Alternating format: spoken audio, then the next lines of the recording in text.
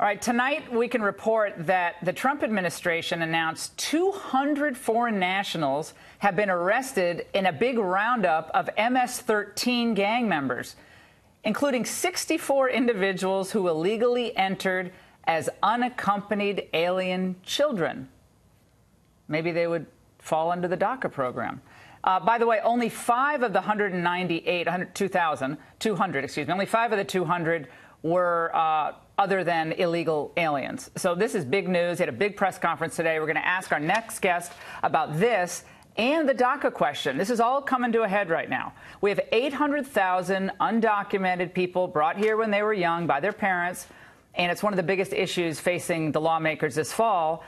And there's a struggle in this entire debate. Is there going to be a compromise to give DACA amnesty to 800,000 of these young people that would include enforcement, or is it just going to be a blank check amnesty? Joining us now, Dave Brat, congressman from the great Commonwealth of Virginia. He joins us to discuss the latest on this and this good news first, Dave, on the roundup. I mean, 200 MS-13 violent gang members. They're the most vicious of the vicious gangs globally, let alone just in the United States. That is good news for the Trump administration and for this country. Yep, absolutely, Lauren. I know you've been working on this for decades and leading the fight. And, this it ultimately is about the rule of law and then economics as well. The left talks about living wage, et cetera, and ignores the millions of folks that are coming in and putting pressure to lower wages. At the same time, they're trying to help the American worker. This was a key election piece of my campaign. You, of course, played a huge role in that, and President Trump ran on this on behalf of the American worker. And now, with the Republican House and Senate and White House, the first thing we're discussing right after tax cuts is doing a Democrat bill on DACA, et cetera. So kind of astounding. So I put together a bill with just the minimum pieces that conservatives should demand, right? Ending chain migration, which just multiplies, the DACA by 3 to 4 times, or the Dreamer by 3 to 4 times, 300 or 400% increase. And then E-Verify, which makes sure that helps both workers know any new workers are hired legally. It helps employers know they're okay with the law. And then an end to this visa lottery, which also, like you just said, just allows random folks in, right? No scrutiny, no merit-based, not good for the United States, not vetted for national security. And so these are just, I put these 3 together in one bill. They're not my work. Chairman Goodlatte and Lamar Smith from Texas have done great work on all this for decades. But I packaged them together because I think they represent the will of the American people. Hey, Dave, you are leading the charge on this. A few others are, and you name their names. We have, of course, over in the Senate, Tom Cotton with the RAISE Act. Right, exactly. Also so important. But it is stunning to me that after a year ago, when Donald Trump wins, without compromising on key issues regarding immigration enforcement, he doesn't compromise. He doesn't back off. He doesn't say he's going to deport all the Dreamers either. Let's be honest about that. He didn't do that. And I don't think most people are asking for that. But it is astounding that the GOP obsesses about what to do with the Dreamers when we have all these other things we need to do. I mean, Obamacare repeal. We need to do real confirmations of people to staff these departments who are now being undermined by Obama appointees. I mean, we have a lot to do, but the Republicans are always obsessed about doing more for illegal aliens. And I know that sounds harsh to say, but just focus on the American people.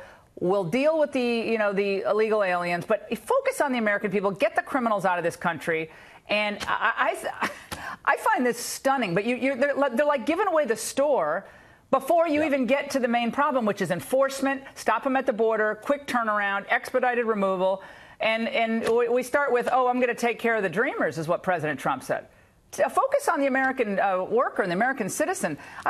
Take care of the Dreamers. I mean, they'll get taken care of, but you don't have to rush that so fast, in my view. Right. And, I mean, as you know, and all your listeners, this is the central issue, right? Other issues are hugely important. Obamacare, taxes. We're going to get that straight, hopefully, this week.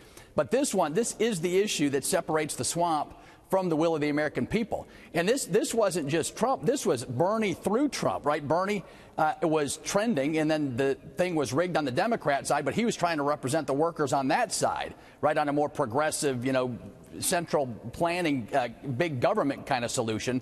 And then President Trump, fortunately, won and is getting us, to tax cuts. The other side of the aisle, just so folks at home know this week, the Democrats raised taxes $10 trillion, raised spending $11 trillion, and end up with more debt and deficit than we do.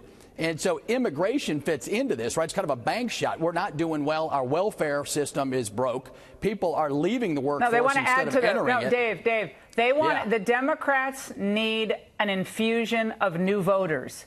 Republicans want the cheap labor, because apparently if wages go up for most Republicans, that's a bad thing. See, I want wages actually to go up for the American worker, but they want the influx of the low-skilled workers to keep the wages down. I'm telling you, my radio listeners, I think most Fox viewers are sick of this. The Republicans never listen to the American people on immigration. They just refuse to. I mean, one final question. President Trump's trip to Asia. He's getting trashed by the usual suspects, Richard Haas, some other never-Trumper types. They didn't get anything from China, but the Chinese seem to make a trip up to North Korea, maybe working on some type of deal with that Cabbage Patch president up there in North Korea. What do you rate the president's trip? Yeah, no, he's outstanding. He was in the room today with us on the conference and came and gave us a pep talk on the tax cut.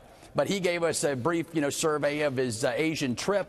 And, having tremendous inroads, received graciously like a king in China. He's having talks across the entire region. And all the experts, they said, the economy is going to go to pot when Trump gets in. The stock market will plummet immediately. The stock market's at highs. We're getting respect from the rest of the world. Wrong. Right, the Iran deal, the South Korea deal, we kicked the can down the road for 30 years. Right, and so he's leading us. We've got the respect of the world again. Congressman Brat, thank you so much for joining us tonight.